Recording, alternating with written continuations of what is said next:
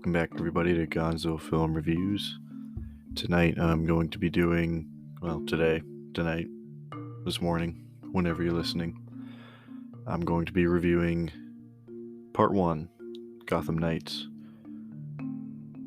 It was a very interesting game. It was one of the shorter ones in terms of Gotham City-based games, but there's a lot to talk about considering all said and done. Having played through it, I beat the main story, I beat 2 of the side villains. I'm lagging on the 3rd one, but it'll be done by the time that the next part of this review is out anyway. But the initial thoughts at the moment are going to begin by revolving around the characters. There are 4 playable characters. You can do Batgirl, Robin, Nightwing, or Red Hood. You cannot play as Alfred, which I think honestly is one of the biggest strikes against this game. It was facing an uphill battle from this point on because I didn't get to play as Alfred. But anyway, in terms of story quality, I think that each character is stretched too thin.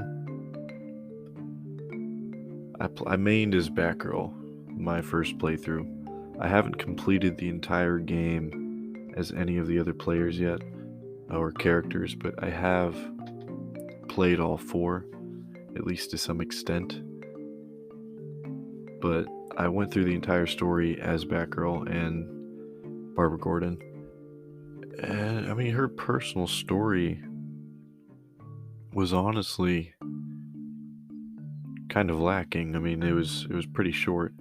It was 3 or 4 cutscenes, none of them too terribly long, and they didn't really have a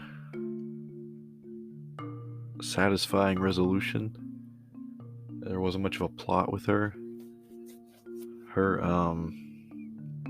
It mostly just consisted of looking at a statue or an action figure of her dead father, Jim Gordon, the old police commissioner, and not much else, honestly. And it wasn't entirely clear what she was supposed to accomplish, but doing those little cutscenes will give you XP, so it's a good way to boost your speed at leveling up, is to not ignore the little yellow markers denoting when a character has a personal cutscene that you can activate, because while they might not be terribly interesting to the story at hand or the overall game, at least it gives you XP. And I would say that probably the most accessible character in the game is Batgirl, especially if you're playing at higher levels of difficulty. She's very powerful, she has a lot of different abilities, and she plays obviously most like Batman out of any of the characters there. So for any converts from Arkham, as I am, it's a lot easier to play as her because she has the same basic abilities and then some. So she has a glide, which honestly actually works better than the Arkham games. You can glide way further, even though this map is arguably bigger than any Gotham map in terms of,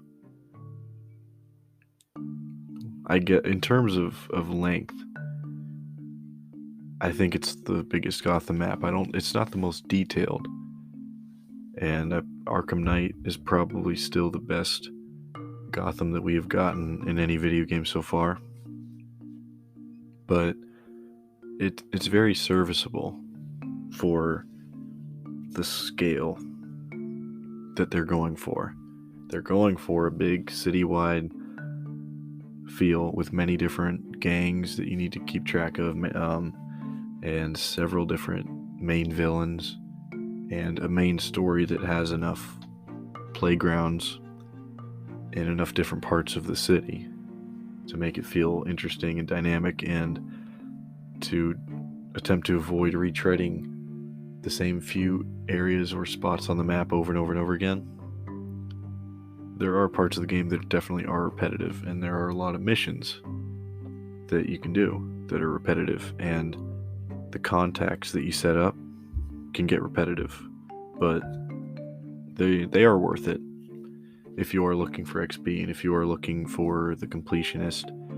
It's not too difficult to get everything done, and there even is a bit of a precedent for not feeling the desperate need to complete every single crime that pops up on your screen every night that you go out. So I had the OCD problem where I would not go back to the belfry and call it a night, or stop and pause and save the game and take a break until I had cleaned out the city, and all the premeditated crimes that I had discovered the night before had popped up into live ones.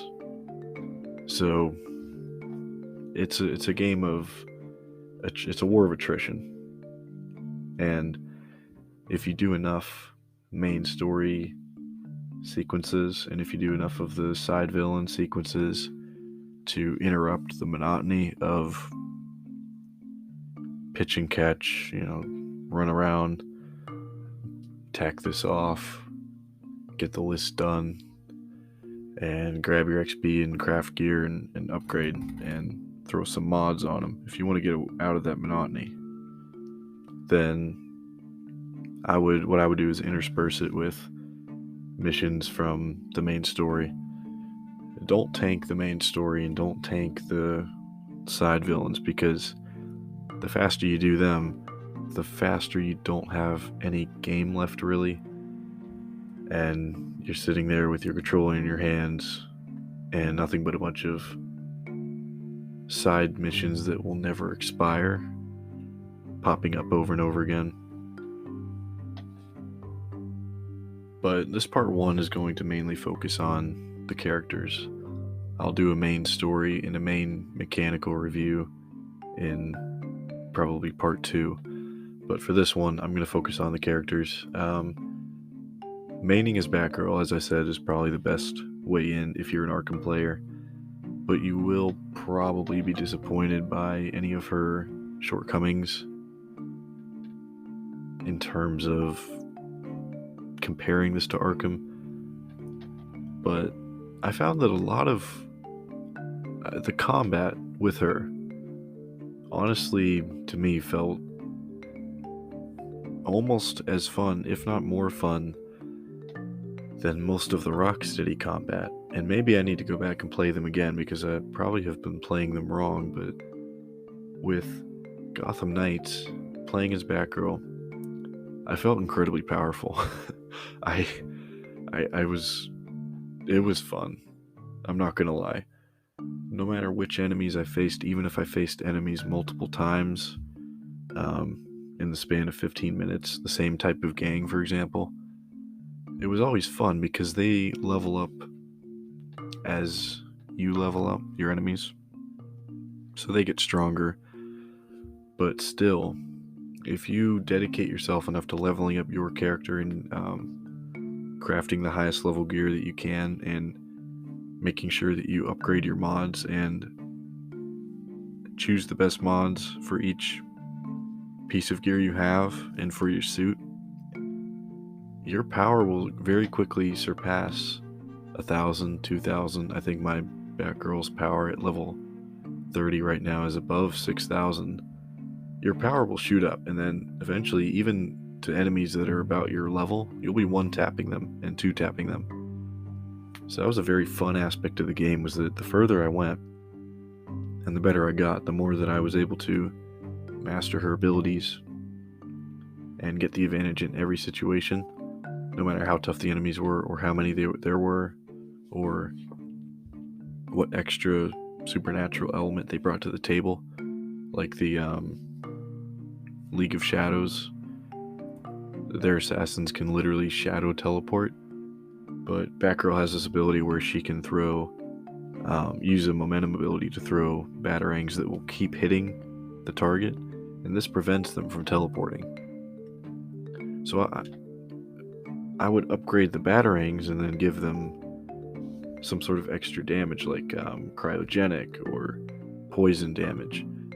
So then what I found out happening was when I fought the League of Shadows and they would try to shadow teleport, I would hit them with that ability, and then after 2 or 3 hits from those batarangs, they would go down because they had taken all that extra damage on top.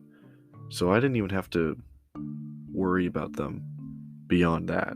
So if I saved her abilities for different enemies and I started learning which of her special abilities would work best against certain enemies, a lot of the combat sequences became very satisfyingly rewarding, and strategic, as if I was actually playing a Batman game and either he or, in this case, Barbara had learned to master different abilities and different gadgets and techniques. And it's kind of like the old joke, the meme, where Batman can beat anyone with prep time. And that's what it felt like. If I would do a little bit of prep, even just my 30 to 60 second scout of an area full of enemies, that was my prep time. And as soon as I knew what I was facing, I would know what to throw at them. And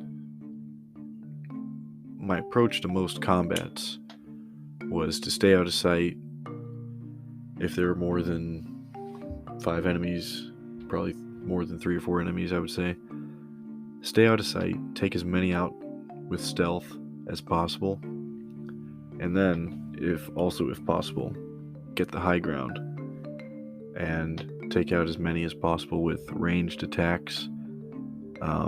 On the environment, there are a lot of explosive canisters, so if you can wait till someone goes up to one, or throw batarangs in the general area so that they go investigate that spot, and then I would be taking out more with the environment. And then once they're whittled down to size and they start to separate, I would do sneak attack, stealth takedowns, and then just go balls out for the rest.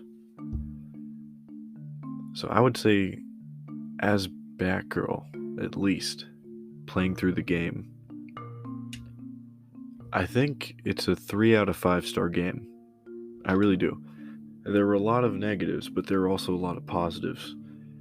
There was an excellent cutscene to start the game, and it was great. But a lot of the cutscenes involving all 4 of the characters were very strange. They just seemed off, like there wasn't a cohesive story that was written from beginning and middle to end, and rather like a very large puzzle was haphazardly put together, almost completely but not quite, with some key pieces missing, but most of the pieces are there, and you would get the general idea of what they were going for if you played through the whole game. But it was wildly inconsistent. I think that's the biggest problem, because sometimes they were devastated about Bruce, who had just died, and then other times they just seemed to not give half of a shit, and they're joking about pizza, the day after his death. And it's just, I don't know, there were a lot of scenes where things didn't seem like they were coming together, or they just slapped something down, almost as if they had a team of writers and the writers never really communicated with each other, because there were a lot of scenes that just did not fit in with the other scenes that were there. But I've seen worse, and I've played through worse. And in terms of purely, quote-unquote Batman games, I suppose this one's better than... it's hard to put this above anything, honestly.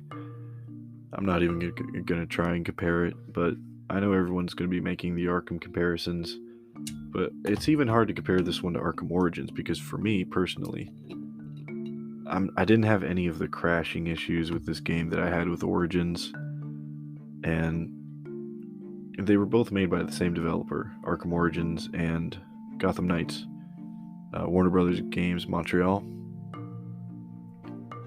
I don't think that Arkham Origins had a good Gotham.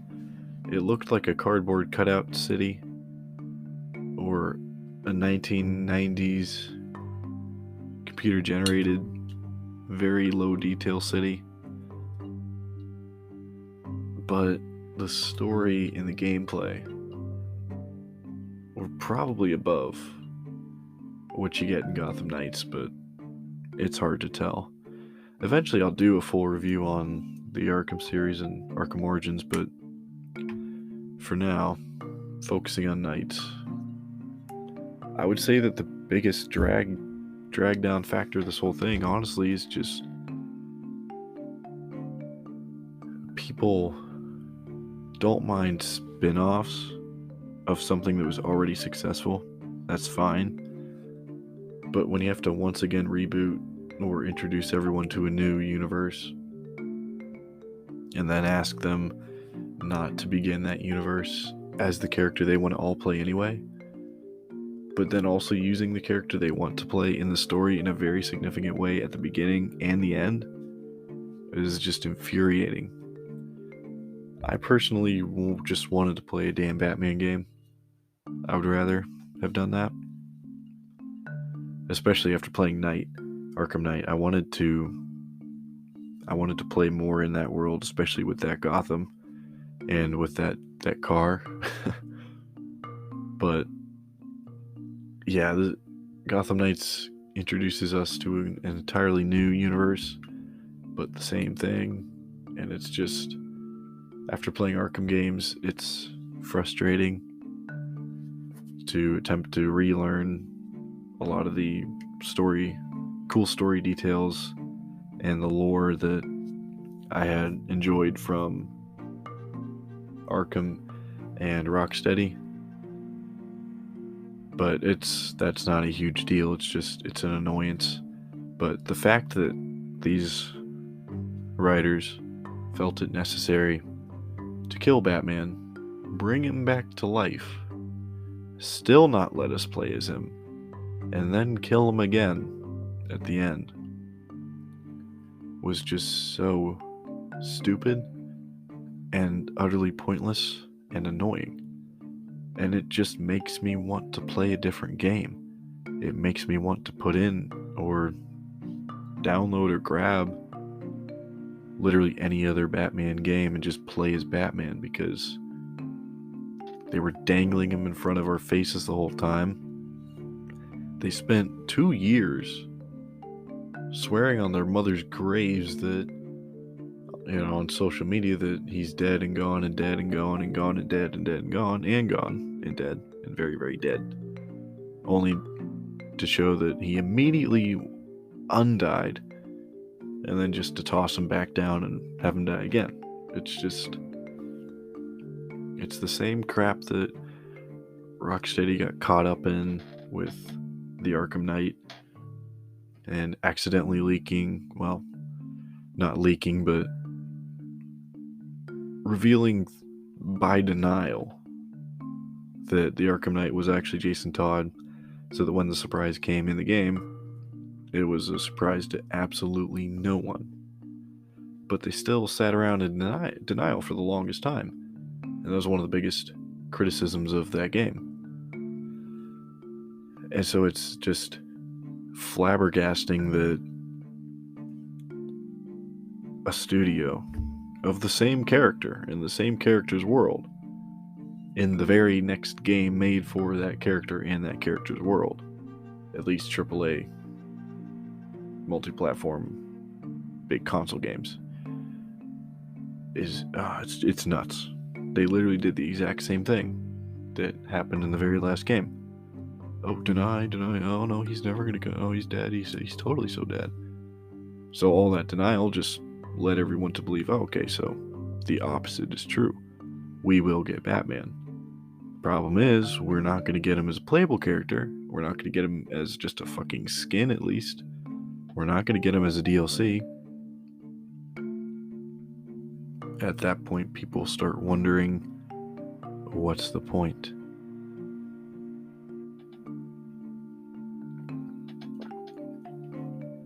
Why did we get this game? I guess it was fun to play a new story.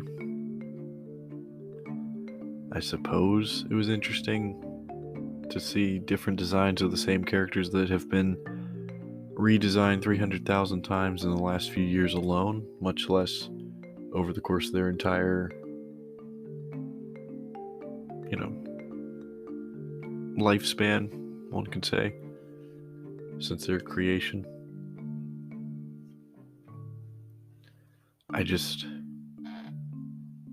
It's a fun game if you just turn your brain off and sit back and go for the ride.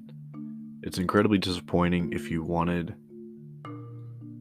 a lot of other things, but I keep getting sidetracked, and I will focus on the characters once again. So for Batgirl, I would say 5 out of 5. She's easily the best character to play as in the game, even if her story is weak, but all 4 of the main character stories are weak, so it's not really a big loss. So she's okay. She's easily the best one to play as in terms of power and in terms of tactics and design. Her suits are incredible. But the voice actress is a little bit on the annoying side. She definitely plays it as kind of a naive, annoying girl, but it's, again, minor nitpick. The Nightwing, I haven't played a whole lot of him, but he does have a lot of interesting acrobatic maneuvers, and his basic attacks are pretty interesting and fun.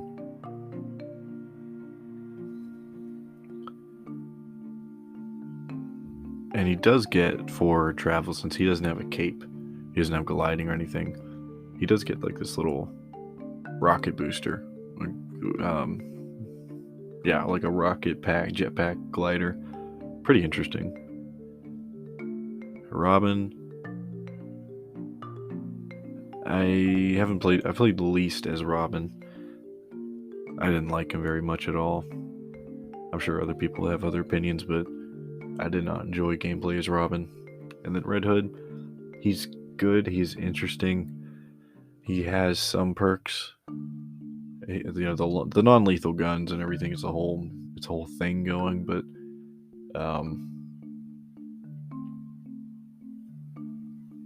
some of the abilities he has are a little detrimental. You're going to be going up against Feral Talons, and one of their main shticks is that they are immune to light ranged attacks. You have to make a heavy ranged attack to hit them, stun them enough so that your melee can hit them, because they're immune to melee and they're immune to light ranged attacks. They automatically dodge all of those, even if they're chained together. So you have to stun them first with something big, like a special ability attack, a big momentum attack, or a heavy ranged attack. So, yeah, Red Hood was a little detrimental there because he is all ranged attack, almost. So it's difficult to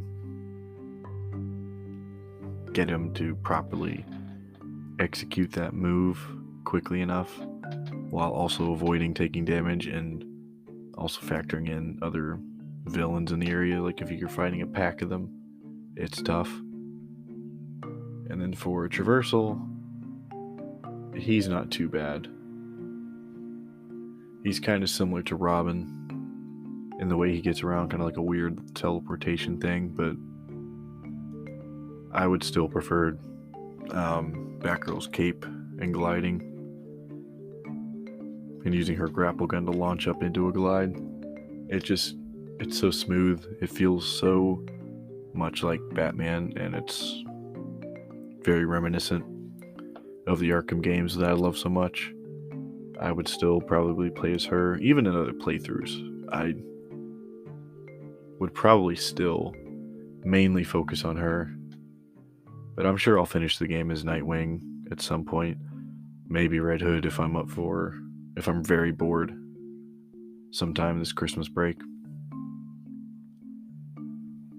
But yeah, there's not a whole lot to this game once you beat the main story, and especially after you beat the side villains too, all 3 of them.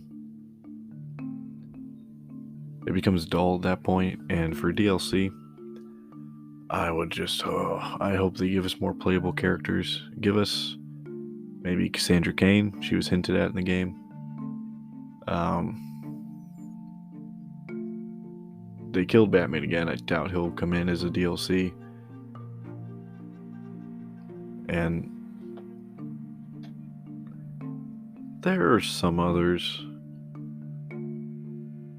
Like, maybe one more Robin couldn't hurt. I don't know. I can't remember his name. There's one more character I would like to play as. Duke something? I don't know. But overall, I would say that the characters in Gotham Knights, they're not strong as a whole. They're not all strong. And it's very disappointing that you need to use multiplayer to have more than one of them in one place at the same time. It's a bit of a bummer. It would have been very cool to have some big epic boss fights where at least one other of your knights bothered to leave the damn tower and come help you. Like, I don't know, when you're chasing after the Court of Owls at one point and you go into their damn labyrinth. Yeah, I mean, there's so many points in this game where the main character is in so much peril, and all you get from the rest of your quote-unquote family is, oh, that sucks. You good? Here, come back to the tower, whenever you're ready. Oh, we didn't hear from you for a few days, so we figure we sit here and wait for you, order some pizza. We knew you'd come out at some point. The script says you come out. Yeah. So, things like that. There wasn't great camaraderie between the characters. They were incredibly stiff and awkward during cutscenes, like I said before. And you never got to play alongside them. You never got to build any actual sort of rapport or teamwork or anything, because they built a solo game off of 4 characters at once with a multiplayer feature. They built basically a game that should have been a Batman game, and then they crammed in all of his kids and sidekicks and killed them off twice and dangled them in front of you. And that's honestly probably the reason this game got delayed so many times, and why it's still not satisfactory after all those delays, is that they built a game that should have been a Batman game, even if it didn't continue the Arkham series. It should have been a single character game. And it's shortcomings. Playing as these characters is like stretching too little butter over too much bread. And I honestly only found real joy in the game with 25% of the characters that they built for the game to be played through as. That's not a good percentage. It's not a good proportion. It's a bad track record. And honestly, if there's a sequel to this game, or if I have to pay for any of the DLC, I got the deluxe edition, big mistake. But if I have to pay for any DLC, or if they release a sequel to this game, I'm not going to get it. And I'm not going to pay anything more for anything else in the Gotham Knights world. I don't think they have anything they could offer me that I haven't already gotten from this game. And I don't think it's going to get better from here, honestly. If anything, it'll probably just get worse. And although 3 out of 5 is not too terrible.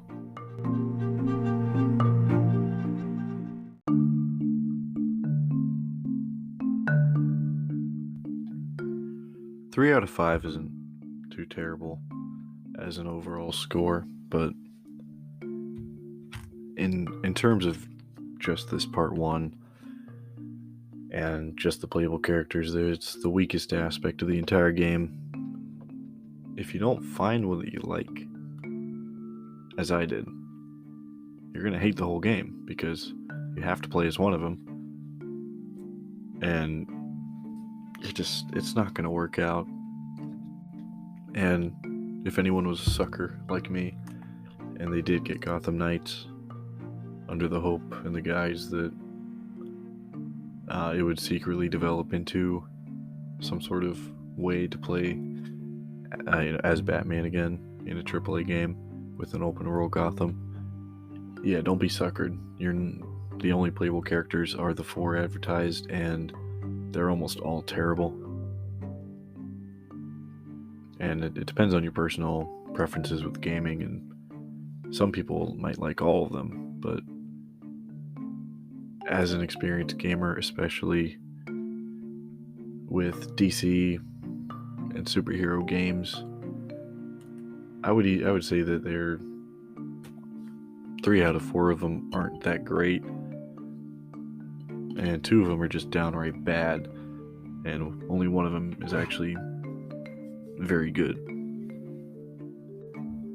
And it's hard to get truly interested and invested in a game or a big story if the story isn't very big, and if the character, your conduit into the world and the story, isn't interesting at all, or annoys you, or it doesn't work right for you. It's just very frustrating, and it could lead a lot of people to just quitting.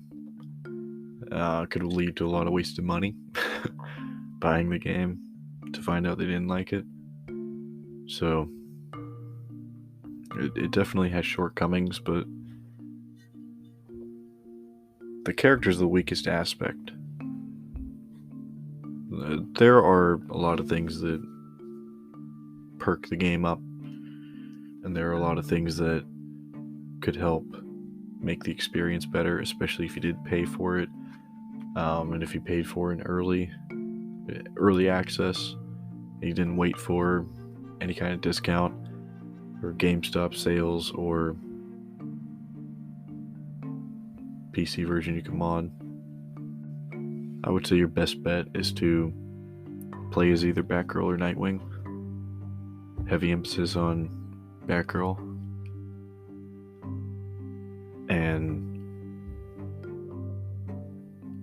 try not to get too frustrated with the game if you're playing for the characters.